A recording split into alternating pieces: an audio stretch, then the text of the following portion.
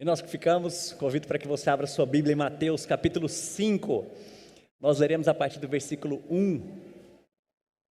Esse, na verdade, é o início do Sermão do Monte, mas nós já iniciamos a nossa série de pregações no Sermão do Monte. Mas esse é o texto inicial, e hoje a gente vai dar sequência a essa série de pregações no Sermão do Monte, Sermão da Montanha. Mateus capítulo 5, a partir do versículo 1.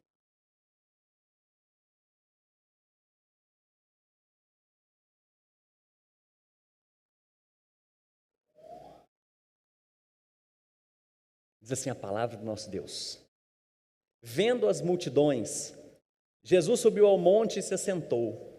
Seus discípulos aproximaram-se dele e ele começou a ensiná-los, dizendo: Bem-aventurados os pobres de espírito, pois deles é o reino dos céus. Bem-aventurados os que choram, pois serão consolados. Bem-aventurados os humildes, pois eles receberão a terra por herança. Bem-aventurados os que têm fome e sede de justiça, pois serão satisfeitos. Bem-aventurados os misericordiosos, pois obterão misericórdia. Bem-aventurados os puros de coração, pois verão a Deus. Bem-aventurados os pacificadores, pois serão chamados filhos de Deus. Bem-aventurados os perseguidos por causa da justiça, pois deles é o reino dos céus. Bem-aventurados serão vocês quando por minha causa os insultarem, os perseguirem, levantarem todo tipo de calúnia contra vocês. Alegrem-se e regozijem-se, porque grande é a sua recompensa nos céus. Pois da mesma forma que perseguiram os profetas que viveram antes de vocês. Nós vamos orar nesse momento e nós vamos agora interceder também pela vida da Lara. É isso, né, cara? É Lara? A Lara, semana passada, há 2 semanas, sofreu um acidente. Ela trabalha com um certo tipo de máquina e o cabelo dela enroscou e a máquina arrancou o cabelo dela. Ela vai passar por uma cirurgia, nós já temos orado pela Lara, lembre-se dela. Queremos também orar pela Micaela, a filha da Vladissônia, que está com pneumonia, internada. Nós vamos interceder por elas agora nesse momento também. Tá bom? Feche seus olhos. Deus santo e bendito, obrigado porque a tua palavra diz que nós podemos ser bem-aventurados. E nós queremos ser assim diante do Senhor e dos teus olhos. Obrigado, ó Pai, porque nós temos o privilégio agora de meditar na tua santa, incrível palavra, a palavra do Senhor para nós. Que o teu Santo Espírito continue agindo poderosamente sobre nós, dando-nos entendimento e, além disso, um desejo ardente de poder viver como bem-aventurados do Senhor. Queremos rogar nesse momento, ó Deus, da tua graça, do teu poder, do teu bálsamo, da tua cura sobre a vida da Lara e da Micaela. Pai, restaure a saúde, restaure o vigor. Que o Senhor traga da tua paz, não só para elas, mas de toda a família. Que o teu Santo Espírito as visite no leito de hospital, ó Deus. Que o Senhor fortaleça, que o Senhor traga regozijo e, acima de tudo, confirme da tua salvação e a esperança de vida eterna no coração delas. Se conosco, ó Pai, conduza-nos para a honra e glória do teu santo nome. Nós oramos esse nome de Jesus. Amém. Eu creio que um dos grandes alvos da humanidade é felicidade, buscar felicidade. Tanto é que não é incomum nós ouvimos alguns casos, falar, mas por que você tomou essa decisão na sua vida? Falar, porque eu mereço ser feliz. Eu nasci para ser feliz e é por isso que eu tomei esse tipo de atitude. Muitas famílias se desfazem, por quê? Porque as pessoas falam, olha, eu não vivi, não estou crescendo, não estou nessa terra aqui para ser infeliz da forma como eu estou. Eu quero é ser feliz. E para comprovar isso que nós estamos falando, existe a tal da rede social. É muito raro, eu nem vou perguntar para vocês se você já viu gente triste, já viu problema em rede social, porque às vezes tem, né? Algumas pessoas colocam lá mesmo e são muito reais, mas a maioria de nós não posta foto triste, chorando, mas quer mascarar uma felicidade. E sabe por que isso gera problema para nós muitas vezes? Porque a gente começa a se espelhar em pessoas e acha que a vida dessas pessoas é tão perfeita quanto nas redes sociais que a gente se frustra, porque a nossa não é. Porque o meu desejo também é ser feliz. Mas a sua felicidade está baseada em quê? Ou em quem? E é exatamente isso que Jesus vem mostrar para nós, como nós podemos buscar e alcançar essa felicidade. Na verdade é ser bem-aventurado, que é muito mais do que feliz, eu vou explicar isso para vocês daqui a pouco. Muito mais do que isso. Só que eu queria aplicar nessa noite de uma forma muito mais especial para dentro da sua casa e do seu lar. Eu queria usar essas bem-aventuranças, nós vamos falar de uma maneira geral sobre elas, e talvez hoje de uma maneira um pouco diferente, como nós fazemos nos outros domingos, uma exposição de um certo texto. Eu quero explicar sobre o que são essas bem-aventuranças, e depois aplicar cada uma delas na sua vida, e como que isso pode ser aplicado dentro da sua casa. Porque eu creio que todos nós, sem exceção, desejamos ter uma família feliz, uma família próspera, uma família bem-aventurada, um lar bem-aventurado. E eu quero te mostrar como que Jesus nos ensina a ter um lar bem-aventurado. A esperança e a alegria é porque a gente pode ter. Seu lar não tem problema, não? Meu tem. Nossa casa tem problema. Mas o que Jesus pode nos ensinar? E o que Ele fala a respeito de situações como essa que nós vivemos? E como que nós podemos, então, repetindo aqui, ter esse lar bem-aventurado? Só para a gente entender um pouquinho melhor como que a gente chega até esse capítulo 5 aqui na exposição do Evangelho segundo Mateus. E a primeira ênfase que nós temos, até antes desse capítulo, finalzinho do capítulo 4, é uma ênfase em Jesus, no próprio Jesus Cristo, que fala a respeito do quem Ele era, fala sobre o nascimento, onde Ele nasceu, de forma muito simples, muito humilde. Quando Ele nasce, o 8º dia circuncidado, cumprindo toda a lei, todo o cumprimento da profecia a respeito de Jesus estava sendo cumprido ali. E aí chega um homem que pega Jesus nos braços e fala: Deus, pode me levar, porque agora eu vi a salvação do Senhor, que foi prometida lá no Antigo Testamento, agora eu vejo nos meus braços esse menino. E Jesus cresce então, ele cresce. Os primeiros capítulos de todos os evangelhos vão narrar para nós a ênfase e o foco exatamente sobre Jesus Cristo. Mas agora é interessante que ele passa para uma outra parte disso daqui, quando ele começa dizendo: vendo as multidões, Jesus subiu ao monte e se assentou. Jesus viu aquele tanto de gente, porque Jesus cresceu, os milagres continuaram, começaram, e Jesus fazendo muitos prodígios, as pessoas chegavam para ver quem era esse Jesus. Afinal de contas, o rei dos judeus que se falava, agora nasceu, crescendo, fazendo tanta coisa no meio do povo, e as multidões começavam a se juntar. Mas aqui nesse momento, Jesus falou: não quero falar para as multidões. Ele não está falando para qualquer um, ou para todas as pessoas. Ele sobe no monte com algumas pessoas que são os seus discípulos, e o texto vira aqui e diz que ele está conversando com os seus discípulos. Portanto, esse texto serve para mim e para você, que somos discípulos de Jesus.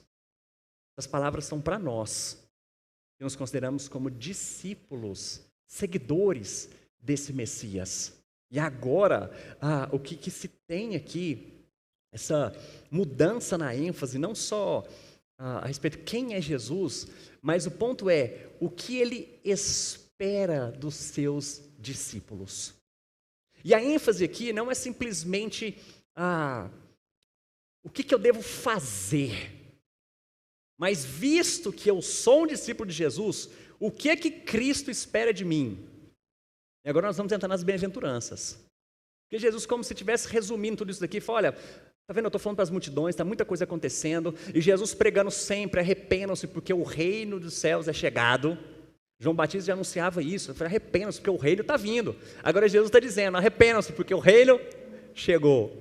Esse é o reino. E agora ele vira para os discípulos e diz: vocês, como cidadãos desse reino, como pertencentes a esse reino celestial, sabe o que eu espero de vocês? Quando eu olho para vocês, ele começa: bem-aventurados, porque vocês são. E a ideia aqui, que precisa ficar muito clara para nós, que essas bem-aventuranças aqui não mostram como nós podemos ser salvos. Jesus não está dizendo que bem-aventurado você que é manso, porque se você for manso, você vai entrar no céu. Não é isso. Visto que você já foi salvo, visto que você pertence a esse reino, visto que você já é um discípulo de Jesus, é como se ele estivesse dizendo para você: é isso que eu espero de você. Você se diz cristão? Você se considera como filho de Deus, como salvo, redimido, comprado, tudo isso, você faz parte desse reino. Você crê nisso? Eu creio, eu faço parte. Ele está falando: então eu vou te mostrar o que eu espero de você então. Qual que é a minha expectativa quanto a você? Tá certo? E um segundo ponto em relação a essas bem-aventuranças, que não é uma lista que você escolhe. Fala: não, essa aqui eu gosto, eu acho que eu quero ser assim. E a gente vai ver: não, eu sou humilde.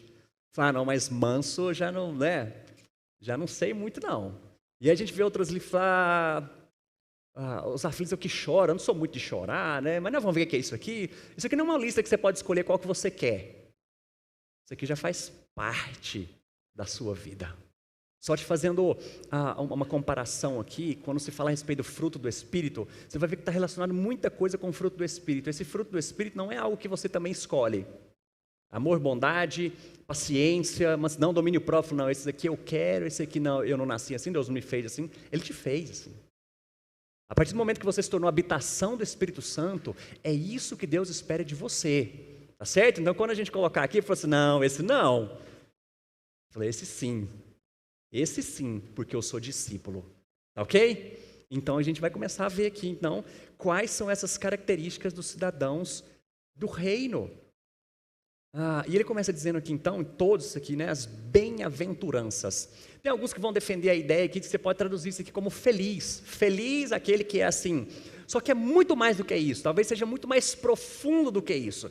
A gente vai pegar uns filósofos lá, os gregos, que falavam a respeito de ser bem-aventurado. O que é essa palavra aqui? Porque a tradução literal é de feliz mesmo. Só que não é simplesmente a felicidade como um sentimento. Tá certo? Isso faz parte de você. Então, alguns filósofos vão falar, o que é ser bem-aventurado, feliz? Uns vão falar que é ter dinheiro, outros vão falar aqueles que conseguem cumprir os seus objetivos, mas outros também vão dizer, e relacionar isso com os deuses gregos. Aí começa a fazer um pouco mais de sentido o que quer dizer essa felicidade, o que quer ser feliz aqui, porque um deus... E todos aqueles deuses que sentia lá, né, no Olimpo e tudo mais, esses deuses não eram afetados por nada que acontecia com os humanos. Doença, pobreza, briga, nada disso influenciava um Deus. Portanto, ele era feliz. Mas a gente começa a ter uma ideia, então, isso aqui faz parte do que a Bíblia considera para nós, ou sobre nós, o que é essa felicidade de ser bem-aventurado. É essa alegria que nós podemos ter, independente de circunstância. Independente. E esse é o ponto aqui de ser bem-aventurado. Por isso que é muito mais do que feliz. É aquilo que te completa, é aquilo que te dá sentido. É aquilo para qual você, independente do que está acontecendo com você, você se sente, ou você é, um bem-aventurado, feliz. Eu espero que fique claro isso para você não só entender que isso aqui é um estado de espírito. Falar, eu sou feliz, agora eu estou triste porque eu não tenho. Mas você é um bem-aventurado, porque você é filho de Deus, e isso aqui já está em você. Ok? Então vamos lá, essas características. A primeira delas eu coloquei lá, essas características, do lado a promessa que é feita para você. Eu quero focar um pouco ali naquela primeira coluna, os pobres de espírito. Para a gente entender isso aqui, é muito interessante. Gente, só um parênteses aqui, eu corro muito risco de não aprofundar completamente em cada uma delas, porque eu poderia gastar um domingo para cada uma delas. Tanto que isso é rico, tanto que isso é belo. Mas o meu desejo aqui é a gente passar de uma forma geral, claro que não simplesmente só superficial, a gente aprofundar um pouco, mas eu quero trazer uma aplicação profunda para a nossa casa. Então presta atenção, porque são 8, é muita informação. Não fica pensando aí na pizza que você vai comer depois daqui não, tá? Vai agora, vem aqui, sua atenção aqui comigo, tá certo? Para você não perder nenhum detalhe disso aqui que eu sei que vai ser importante para a sua vida. Então o que é esse pobre de espírito? É muito interessante para a gente olhar para o contexto na qual Jesus está dizendo isso aqui, você precisa ser pobre de espírito. Porque o que eles estavam esperando a respeito do Messias? O que a sociedade judaica estava esperando o Messias? Pensa num povo que sempre ouviu falar, vocês são povo de Deus, vocês são povo escolhido e separado por Deus. E aí, quando se encerra o Antigo Testamento, esse povo está espalhado, esse povo em perseguição. Agora, nos dias de Jesus, sob a autoridade do governo romano, gente que era dura, altos impostos, era terrível para o povo judeu, para o povo de Deus. E eles sempre ouvindo a promessa, falando, o Messias vem, o prometido vem. Sabe quem que é ele? O reino dos céus está chegando. A vez de vocês, como cidadão do reino, você, povo de Deus, Jesus, o rei, o grande rei está chegando. E o que eles pensavam? Agora acabou nossa miséria. Esse rei que foi prometido está aqui no nosso meio. E ele vai libertar a gente desse povo. E ele vai ser um grande rei. Como é que ele nasce? Na estrebaria. E agora ele esperando esse rei, vai controlar tudo e governar tudo. E o que Jesus fala? Bem-aventurados, os pobres ou humildes de espírito.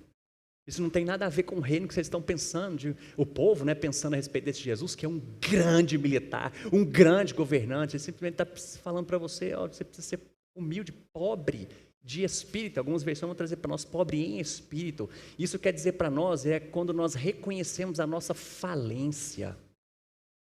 Ser pobre de espírito é você perceber que você não é capaz de nada se não for pelo poder desse Rei, Jesus Cristo. Principalmente a respeito da sua salvação. É por isso que essas palavras aqui não têm a ver com aquilo que você precisa fazer para ser aceito. Mas tem a ver com Jesus falando, você precisa reconhecer que eu já fiz tudo. Eu sou o Rei da sua vida e você depende de mim. E como a gente é difícil para entender essa verdade aqui. De ser humilde em espírito, de reconhecer Jesus, reconhecer que nós dependemos completamente dEle. Porque tem coisas que enchem o nosso ego, enche a nossa vida, a gente enche a boca para falar. Talvez uma dos grandes, algumas matérias que a gente tem na nossa vida assim, que enche a gente de orgulho é conhecimento. Quanto mais conhecimento uma pessoa tem, talvez mais arrogância no coração essa pessoa vai ter. Porque acha que sabe mais do que os outros. Talvez quanto mais bem-sucedida uma pessoa é, menos pobre de espírito ela se torna. Porque acha que tem a ver com o poder dos seus braços. Quem que te deu inteligência? Quem que te deu força? Quem te trouxe aqui essa noite? Você fala, fui eu, peguei o meu carro, tomei banho e vim. Mas se não fosse Deus te dando esse ar para respirar, o sustento que você tem, um sangue para correr nas suas veias, ai de nós. Isso é ser pobre de espírito. É reconhecer que nós dependemos completamente do Senhor. Tem uma igreja, narrada em Apocalipse, capítulo 3, que Jesus teve que ensinar isso para ela, a igreja de Laodiceia. Ele falou para João, escreve uma carta para essa igreja aí. Porque sabe o que essa igreja falava? Nós somos ricos, nós temos tudo. E aí o que Jesus fala para eles? Pois dizes, eu estou rico, abastado e não preciso de coisa nenhuma. Olha Jesus dizendo, e nem sabes que tu és infeliz, sim, miserável, pobre, cega e nu.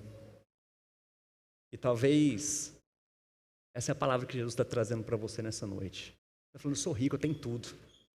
Eu sou o cara, eu sou... Ele está dizendo, você nem sabe que você é miserável, pobre, nu.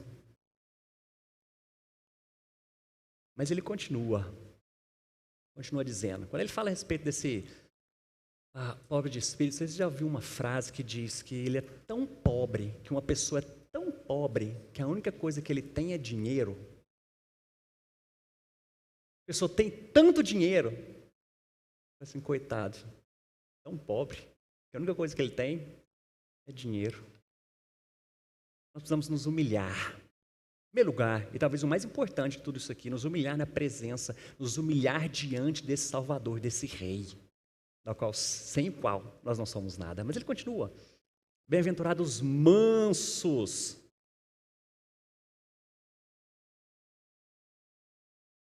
Acho que está errado isso aqui que eu coloquei, né? Bem-aventurados que choram.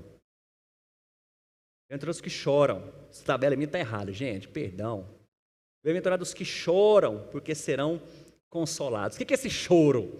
Não tem a ver simplesmente com talvez o chorar pelo luto, chorar pela tristeza, esse choro que a gente tem. Mas o chorar aqui, e na Bíblia, talvez tenha mais uns 8 significados para a mesma palavra a respeito desse choro. Mas a palavra que se tem aqui talvez é a mais profunda delas, que é de lamento. É lamentar. E o que Jesus está ensinando aqui? É chorar pelos nossos pecados. Bem-aventurados. Quer ser feliz? Chora. Contradição mais. Quer ser feliz? Bem-aventurado? Chora. Mas não é ficar chorando pelos cantos. É lamentar pelos seus pecados. É você entender que cada pecado da sua vida ofende quem é esse Deus grandioso e santo. É você entender que nós estamos lidando aqui hoje com um Deus santo. E você achando que seu pecado, né? Sou assim, né, Deus? O senhor conhece, carne é fraca.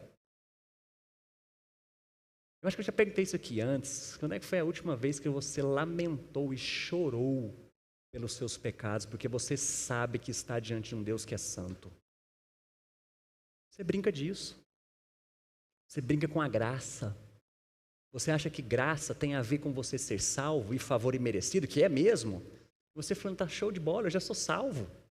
Uma das coisas que nós, calvinistas, somos acusados, né? Falando, você acha que você é salvo, você pode ver da forma que você quiser. É predestinado, não é? Mas Deus vai dizer, sede santos, porque eu sou santo. E você acha que você pode se achegar, eu não estou falando de se achegar diante só da igreja não, tá? Você acha que você pode se achegar diante de Deus da forma como você é, como você está, como é que você está vivendo. Não leve em consideração quem é esse Deus de justiça. Você quer ser feliz? Lamente pelos seus pecados. Chore por eles. Você não está lidando com qualquer Deus. É o Deus de Israel. Depois ele continua, mostrando para nós bem-aventurados os humildes, pois eles receberão a terra por herança. O que a gente tem na outra palavra aqui, desses humildes, é de manso, os mansos, porque eles herdarão e receberão a terra por herança. O que é essa mansidão? E é tudo isso que nós precisamos. Eu só quero te mostrar que essa mansidão é talvez a figura mais ideal para a gente olhar isso aqui, é um cavalo adestrado. Quando você está em cima de um cavalo, ele é muito mais forte que você. Muito mais. Mas você o tem nas rédeas, não tem? Porque ele foi domado. É como se nós fôssemos esse cavalo, com essa rédea. É mansidão. É poder e autoridade sob medida. É na medida certa. E você não usa isso simplesmente para ter controle de todas as coisas, mas é você ter autocontrole. Lembra que isso ainda é um dos frutos do Espírito. É suavidade e força. Curiosidade bíblica aqui, me responde aí, vai ganhar uma estrelinha. Quem foi o homem mais manso que a Bíblia fala que já existiu? Eu já ouvi aqui, pode falar mais alto. Quem foi o homem mais manso que a Bíblia fala? Vamos, gente, não precisa ficar com medo não. Moisés, isso aí, obrigado. O povo estava com vergonha, viu? Não é porque não sabia, não. Estava com vergonha, né, gente? Moisés, o homem mais manso que já existiu. Números, capítulo 12, vai falar isso para nós, né? Os irmãos de Moisés ficam meio enciumados porque Deus falava através dele, e aí eles comentam um com o outro, falam assim, é por acaso Deus só fala através da vida dele? E Deus não usa a nossa vida, não? A Bíblia diz assim, e Deus ouviu essas palavras. Moisés, o homem mais manso que a terra conheceu. Sabe quem era Moisés? E aí você está pensando assim, poxa vida, mas não tem solução para mim. Eu quero ser manso, eu quero ter domínio sobre isso, mas eu não consigo mostrar quem era Moisés. A Bíblia é interessante porque ela não esconde essas coisas. Sabe quem era Moisés? Um rapazinho novo, príncipe do Egito. Toda a tua história, você lembra? Ele foi colocado num cesto, adotado pela princesa, cresceu e tal. Um homem assim, fino, teve melhor educação, melhor comida, melhor roupa e tudo mais. Aí ele vê um cara lá, batendo alguém de sangue dele, em hebreu. O que ele faz? O homem mais manso da terra. O que ele faz com esse cara? Mata. Aí depois a Bíblia vem dizer, o homem mais manso. Mas qual a diferença na vida desse homem? A gente vai poder perceber a transformação que Deus trouxe para a vida dele. Ele, quando um rapazinho jovem, doido, né? Sem a rédea, mas depois um homem, agora controlado pelo poder de Deus. E esse é um fruto que nós temos, é uma parte do fruto que nós temos, mansidão, isso faz parte do fruto do Espírito que habita em nós, em você. Mas como é que eu faço? Desenvolva. Só precisa desenvolver. Mas sabe que essa é uma característica que Cristo já espera de nós, como cidadãos do reino, como filhos dele, mansidão.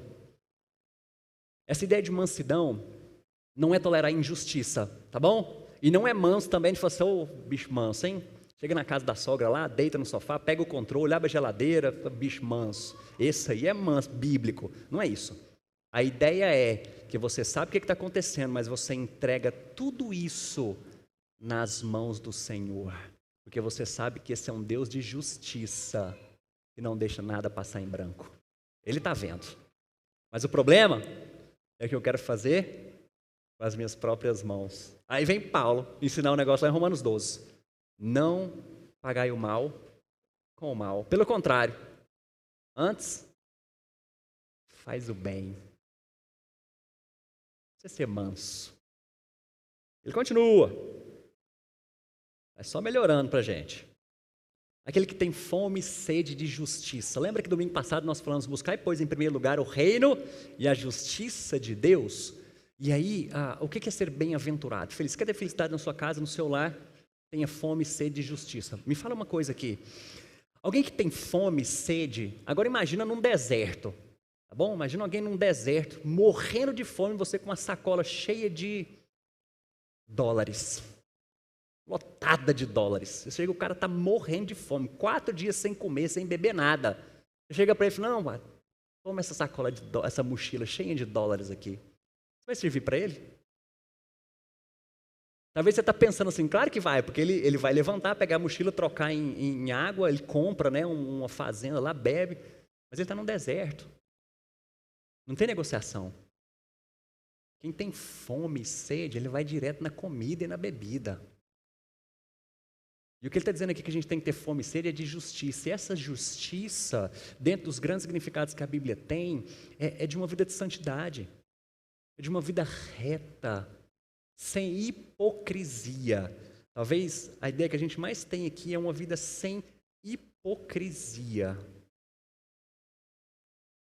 Sede e fome de justiça. Dentro do significado que a gente tem de justiça na Bíblia, né, pode ser essa justificação que nós temos em Cristo, que nós recebemos, mas não é essa aqui que Cristo está falando.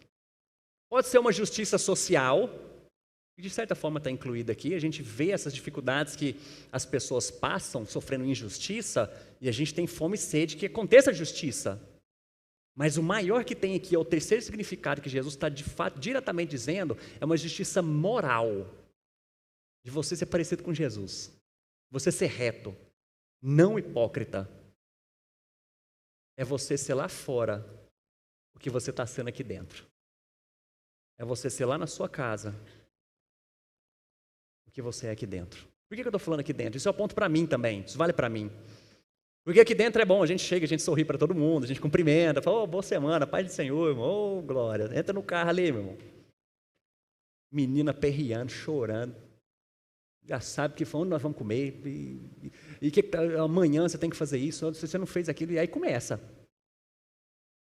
Aí sabe o que é ter fome e sede de justiça? Essa mesma carinha que você fez aí, ô, seu Pai do Senhor, irmão, ô, mulher, ô, marido, Pai do Senhor, vai ser uma semana abençoada. Olha só como ele está ligando tudo aqui, agora começa a fazer sentido. Você precisa ser humilde, precisa olhar para o Senhor, você precisa ter mansidão. Olha para o Senhor. Olha para esses exemplos bíblicos. Chore e lamenta pelos seus pecados. Mas você precisa buscar ser uma vida reta, de integridade. E ele continua, eu vou continuar aqui, não vou delongar muito nisso aqui não. Ele continua dizendo aqui para nós, bem-aventurados, versículo 7, os misericordiosos, porque pois obterão misericórdia. Aqui a gente precisa olhar claramente para Jesus, a misericórdia, né? Tentar te dar alguns conceitos aqui sobre graça, que a gente fala muito, que é aquele favor imerecido, mas a misericórdia ligada a isso é aquilo que a gente não recebe e deveria receber. A gente deveria receber punição por causa dos nossos pecados, mas a gente não recebe. E aí o ponto é, bem-aventurado. Você quer ser feliz? Seja misericordioso. Talvez uma ideia muito ligada aqui de altruísmo. Se coloca na pele, no lugar do outro. É você se colocar tanto no lugar do outro que você vai conseguir enxergar o que o outro enxerga, sentir o que o outro sente, pensar como o outro pensa. E é bom a gente poder cantar, nós cantamos aqui a misericórdia de Deus, que abunda, a gente ora por isso. Mas como é difícil a gente exercer isso dentro da nossa casa. Porque se o outro pisa no nosso calo, quem tem direito aqui sou eu. A palavra final aqui é minha. Quem merece alguma coisa dentro dessa casa sou eu. Mas aqui você está clamando, Deus, tem misericórdia. Eu sei, e a gente reconhece isso, Deus ter tanta misericórdia de mim, eu pecador. Eu, da forma como sou, eu estou aqui na presença dele, e ele nos aceita, por causa da misericórdia, por causa de Jesus Cristo. A gente chega em casa, chega no trabalho, você trata um funcionário de que forma? Duro, áspero, grosso. Porque não consegue olhar para o outro com o olhar que Jesus teve sobre você. Bem-aventurado, feliz são os misericordiosos. Lembra, gente? É isso aqui que Jesus espera de você. O que ele enfatiza aqui é o perdão. Mateus 18 vai falar muito sobre isso. Ele conta uma história lá, né? Fala quantas vezes a gente deve perdoar o outro. Aí ele fala, se tem alguém que te causou mal, vai lá e conversa, se não adianta, leva testemunha, se não adianta, depois aí tem todo um processo para a questão do perdão. Aí depois ele vai contar uma história do cara que era incompassivo. Um cara devia lá, e era mais ou menos trazendo a conversão de moeda daquela época para nós, foi um cara que devia R$1 milhão para um outro lá. E esse cara que estava precisando receber o dinheiro, ele olha para o outro devendo lá e fala, coitado, né? Não tem nem condição de pagar R$1 milhão. O cara nunca vai conseguir pagar isso na vida dele. Ele falou, quer saber o negócio? Está resolvido, sua dívida está perdoada. Esse cara então sai alegre e falou, poxa vida, R$1 milhão, não tem como já está perdoado. Ele está andando na rua, olha para o outro cara que está devendo lá R$200 para ele. Ele falou, você não vai me pagar não? O cara que acabou de ser perdoado. A dívida de R$1 milhão. Você não vai me pagar não? R$200? Ele falou, cara, não tem como. Eu falei, então peraí, pau nele, bate. O outro lá fica sabendo. Fala, é? Chama ele aqui de volta. Aí a coisa fica feia. Talvez é a forma como nós estamos agindo. A gente quer que Deus olhe para nós e fala, Deus tem misericórdia. Eu não consigo mesmo. Aí você olha para a gente dentro da sua casa. Assim, agora aqui, bem-aventurados os misericordiosos. Olha para Cristo. Olha para o perdão que você teve naquela cruz. Ele segue. Bem-aventurados os puros de coração, pois verão a Deus. Essa pureza aqui também tem a ver com santidade. Tá certo? E esses dois últimos aqui, os três últimos eu vou um pouco mais rápido, a gente poder aplicar de fato agora na nossa casa. Os puros de coração, tem a ver com a pureza no sentido de olhar com os olhos do Senhor para todas as coisas. Tá bom? Se tem algo que tem feito você tropeçar, arranca e joga fora. Deus não está sendo literal. Ele está falando que você precisa arrancar isso da sua vida. Olha com os olhos de Cristo. Você precisa de pureza, ser puro de coração. Isso a gente só consegue através de Cristo, tá certo? Mas seja puro. Eu vou falar algumas maneiras como a gente tem perdido essa nossa pureza. E aí ele continua. Bem-aventurados os pacificadores. Pacificadores são todos aqueles cujo líder é o Deus da paz, que aspiram a viver em paz com todos os homens, proclamam o evangelho da paz e modelam as suas vidas em harmonia com o príncipe da paz. Além de você ter paz com Deus, você procura ter paz com todos os homens. Ainda Romanos 12 falando que depender de vós, tem de paz com todos os homens. Uma coisa, paz não é trégua, tá bom? Lembra que na guerra que está tendo lá na Ucrânia, eles tiveram um tempo lá de trégua. Para que isso? Falou assim, agora tem um cessar-fogo, deixa as pessoas ir embora, para não ficar tendo essa estando de morte aqui, depois a gente volta. Isso não é paz, tá certo? Paz não é a qualquer custo. Você fala, né, ser paz é amor, tá? Tipo, eu ia falar que o crente maconheiro, mas não existe isso não, porque isso tudo é paz, né? Tudo é amor. O que está acontecendo? Eu falo, não, está falando comigo? Beleza, mano, está tudo certo. Isso não é paz, tá bom? Não é a paz que ele está falando aqui de ser pacificador. Mas é quando a casa cai, a coisa está difícil na sua casa. Você tem sabedoria para buscar paz, para resolver conflito. Para de uma vez por todas sanar o problema. Não é ficar deixando, não é deixar para lá. Não é, vamos dar uma trégua aqui, porque a gente está cansado, né? A gente está desgastado aqui dentro de casa. Vamos dar. Resolve. É você buscar. Não sei quando vocês já viram aqui, e rede social fica mostrando muito isso, né? Uns áudios, quem primeiro deu o primeiro beijo?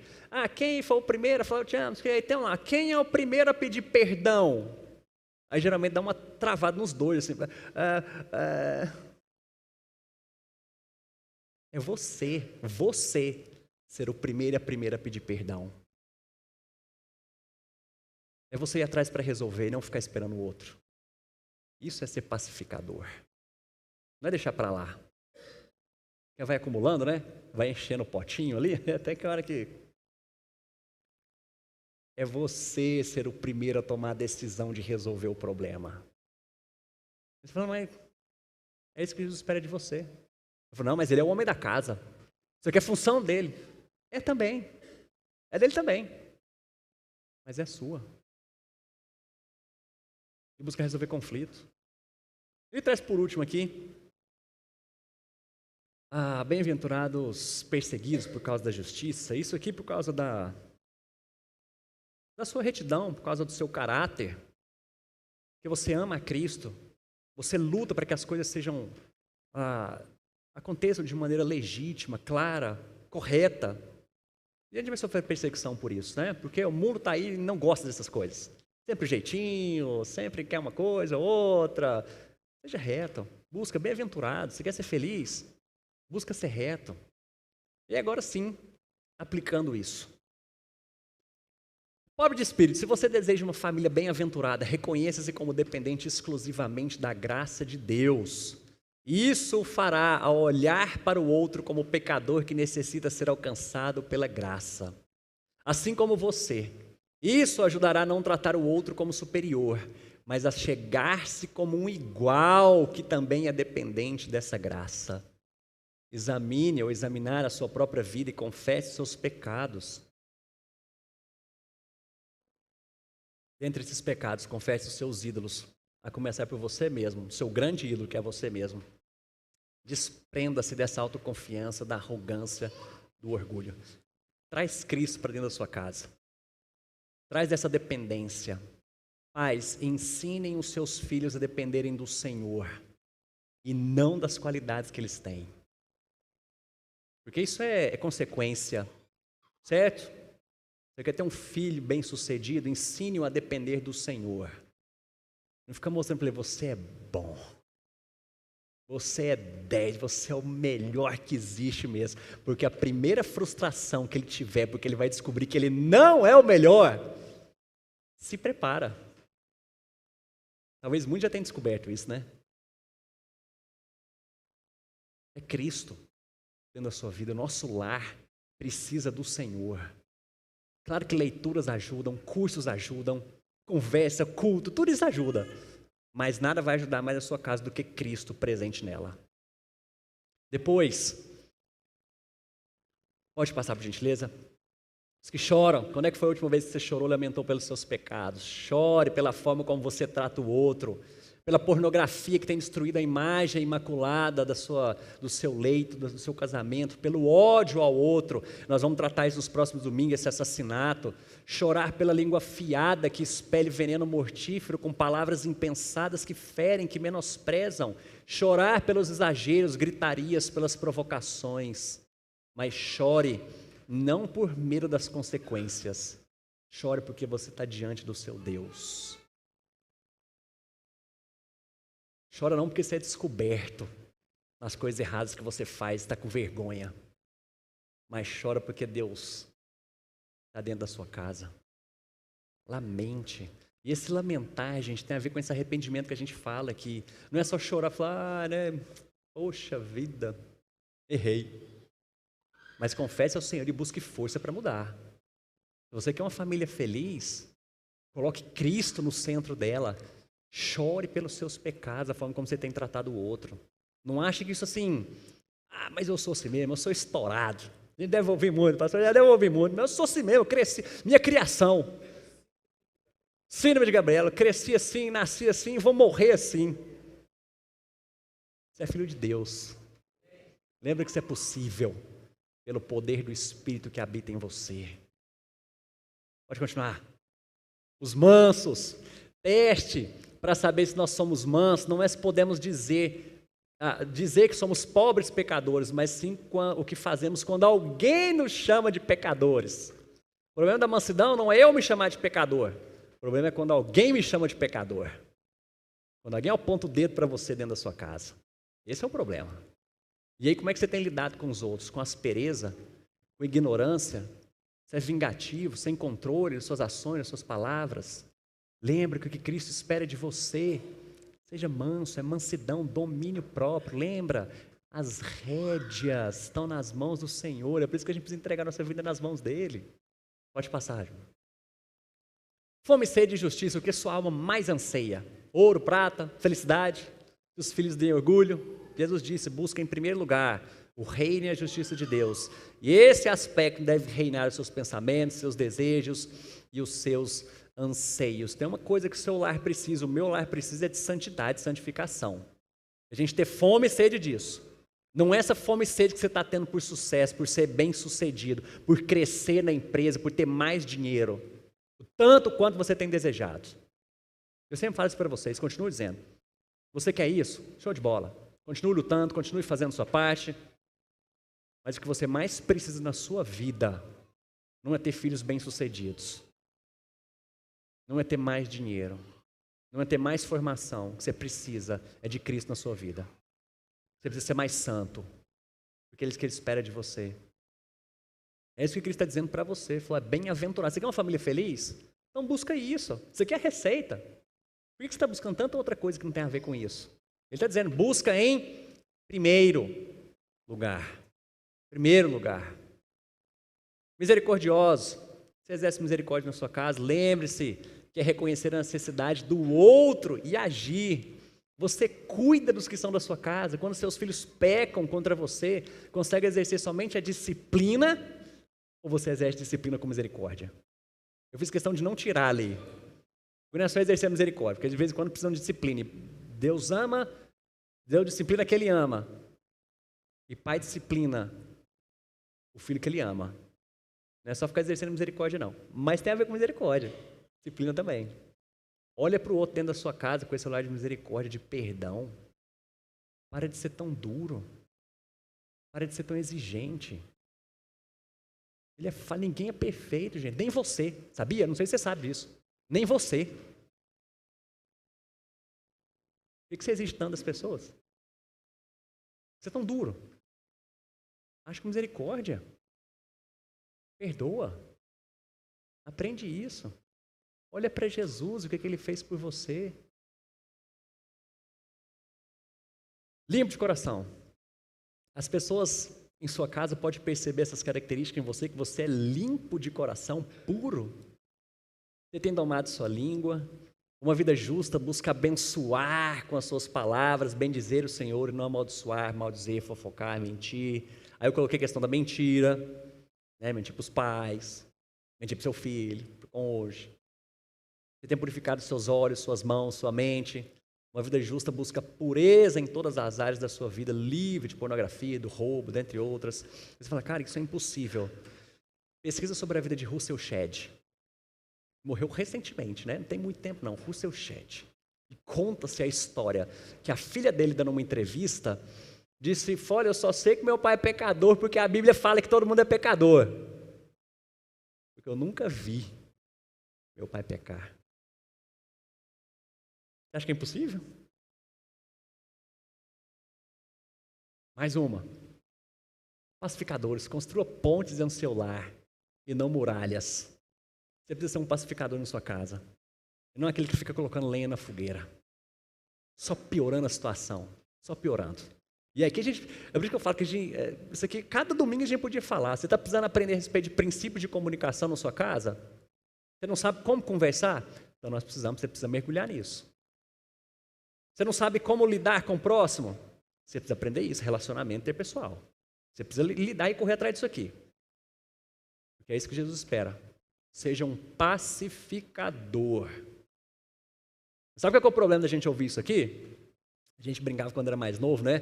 Vai ser, eu nunca mais oro por paciência. Eu não oro pedindo paciência. Sabe por quê? Porque Deus vai mandar situação para que eu aprenda a ser paciente. Eu falo, Deus, me dá paciência. A hora que eu chegar ali fora, vai acontecer uma coisa ali que Deus vai me subir o sangue na hora. É Deus me treinando. Mas sabe qual é o problema de você aprender que você precisa ser um pacificador? É porque essa semana vai acontecer dentro da sua casa situação que você vai precisar aprender a lidar com isso aqui. Construa pontes, não muralhas. Aprenda a ser pacificador. Mais um. Está acabando, gente. Acabou. E a conclusão, eu não coloquei o último lá, ser perseguido por causa da justiça, né? Isso tem a ver, talvez, com você que é crente dentro da sua casa, do seu lar, e o resto da sua família não é. E aí você vai aprender bem-aventurados que são perseguidos, porque o reino dos céus é de vocês. É interessante, quando ele começa aqui uns detalhes, né, das bem-aventuranças, ele começa dizendo, bem-aventurados os humildes, porque o reino de Deus é de vocês. Ele termina dizendo, porque o reino de Deus é de vocês. No meio, ele está dizendo, bem-aventurados, porque serão consolados. Porque serão fartos, lá no futuro. Mas no começo e no fim ele está dizendo, isso aqui já é de vocês, gente. Já podem desfrutar de tudo isso daqui. Porque o reino já é chegado. Jesus já está aqui. Ele está conosco.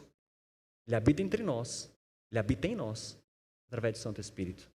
E a conclusão, essas bem-aventuranças se aplicam e apontam claramente para Jesus Cristo. É como se ele, ao proferir esse sermão, dissesse, eu sou o sermão do monte. Isso nunca será relacionado na sua vida se você não olhar para mim primeiro. Você só conseguirá atingir isso se a sua vida e o seu lar estiverem rendidos a Ele. É pesado, né, gente? Eu falei, poxa vida, como eu estou falhando.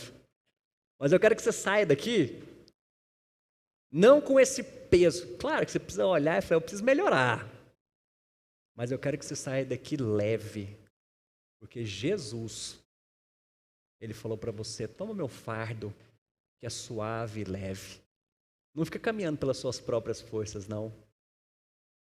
Se renda aos meus pés. Olha para Jesus.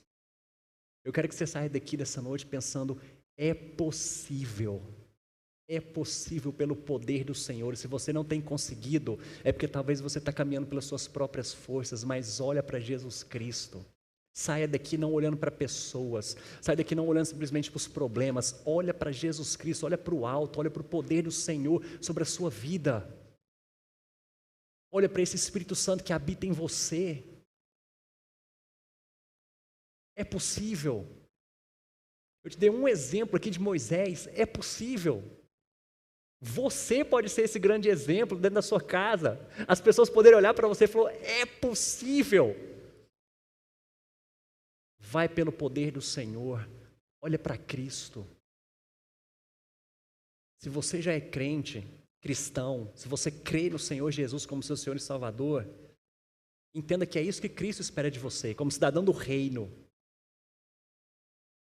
Se você de fato é cidadão desse reino, eu tenho certeza que o Espírito Santo está te incomodando nesse momento, eu espero que seja isso que você deseje para a sua vida. Eu falei, eu quero ter um lar, eu quero ter uma vida bem-aventurada, feliz. Agora você já sabe o caminho. Olha para Cristo. Olha para Cristo. Mas se você ainda não entendeu que esse Jesus é o seu Salvador, esse é o desafio que eu lanço para a sua vida. Talvez você está pensando, mas por que eu vou querer ser assim? Minha vida já é tão boa. Tem um probleminha ou outro, né? Isso aqui é o caminho da felicidade. E talvez você está mergulhado em situações, já achando que você já é feliz. Mas sabe a diferença de alguém que pode olhar para isso aqui e de alguém que ainda não olha e fica buscando tantas outras coisas? É porque você é escravo dessas coisas. Porque o dia que você não tiver isso que você tem, seu mundo desaba. Talvez você está pensando, eu já tenho conhecimento, eu já tenho dinheiro, eu já tenho casa, eu já tenho tudo isso, mas o dia que isso for retirado da sua vida, eu quero saber onde vai estar pautada a sua alegria e a sua felicidade. A diferença é que se um dia for isso tudo tirado da nossa vida de um crente, ele ainda vai olhar para Jesus e poder falar, eu sou bem-aventurado, porque a minha esperança não está aqui. Lá. Renda-se aos pés de Jesus. Feche seus olhos. Deus santo e bendito, nós agradecemos a Ti porque somos bem-aventurados no Senhor. Obrigado porque o Senhor nos dá alegria incomparável de poder viver para Ti. A nossa esperança, a nossa herança está no Senhor. Ajuda-nos, ó Pai, eu sei que o Senhor espera isso de nós. O Senhor já deu tudo que a gente precisa. O Senhor mandou teu Filho Jesus morrer na cruz para nos salvar. Nos livrou da perdição eterna, da condenação. Obrigado a Deus. Muito obrigado por isso. E em resposta a esse amor, nos ajude a viver para o Senhor. Nos ajude, ó Deus, porque eu sei que é isso que o Senhor espera de nós. Não porque a gente quer alcançar favor do Senhor, porque tudo isso já foi alcançado, nós já temos tudo isso. Mas obrigado, Deus, pelo privilégio de poder servi-lo. Ajuda-nos dentro dos nossos lares, dentro dos nossos relacionamentos, nosso trabalho, a praticarmos essas bem-aventuranças e através disso, ó Deus, pessoas sejam impactadas pelo poder do Teu amor. E eu rogo para que nessa noite, ó Deus, se alguém aqui ainda não havia reconhecido desse Teu poder, da necessidade que tem do Senhor, ó Deus, humilhe essa pessoa, para que ele entenda que depende completamente do poder do Senhor. Que haja salvação nessa noite aqui, para a honra e glória do Teu santo nome. Obrigado, Deus. Prepara-nos para viver essa semana debaixo do Teu poder, do Teu cuidado, da Tua unção. Alimenta o coração de cada um, que a gente possa sair daqui vivificado, Deus, alegre, porque o Senhor está em nós e isso é possível. Obrigado, porque o Senhor mesmo que nos fortalece, o Senhor mesmo que derrama esse Teu poder para a gente poder viver isso. Ajuda-nos, ó Deus, ajuda-nos. Ajuda-nos a olhar para o Senhor, sempre para o alto, a vivermos para Ti. Nós oramos assim em nome de Jesus. Amém. Gente, alguns